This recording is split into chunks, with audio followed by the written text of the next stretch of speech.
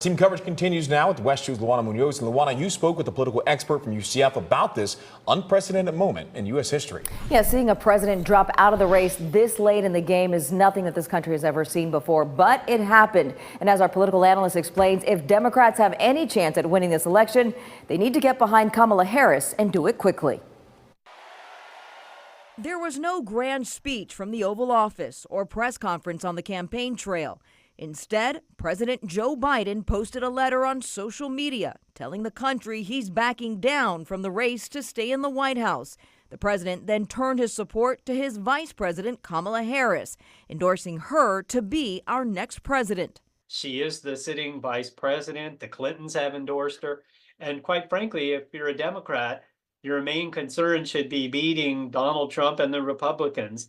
Political analyst Aubrey Jewett says since the debate with former President Donald Trump, Biden's poll numbers have been dropping. While Trump still has a lead, if Democrats have any chance of winning, they'll have to rally behind one nominee and quickly. If we don't match the enthusiasm of the Republicans right now that they have for Donald Trump, we are still not going to win. And picking the right running mate for vice president is major. Governor Gavin Newsom of California is one option, but if Democrats want to win, Jewett says picking a governor from a swing state is key. There's Michigan Governor Gretchen Whitmer, and a more likely pick is Pennsylvania Governor Josh Shapiro. In a post on X Sunday, Shapiro said the contrast in this race could not be clearer, and the road to victory in November runs right through Pennsylvania, where this collective work began. I'll do everything I can to help elect Kamala Harris as the 47th president of the United States.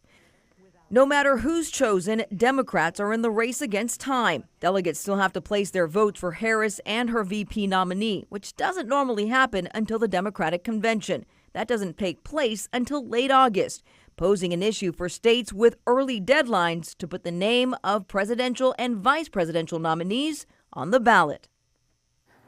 All right, to explain this a little bit more clearly, Ohio is the one state right now that does have an early deadline of August 7th. Convention delegates may have an unofficial meeting before the convention to get Harris and her VP pick on the ballot just in time. But of course, that is still up in the air. Summer?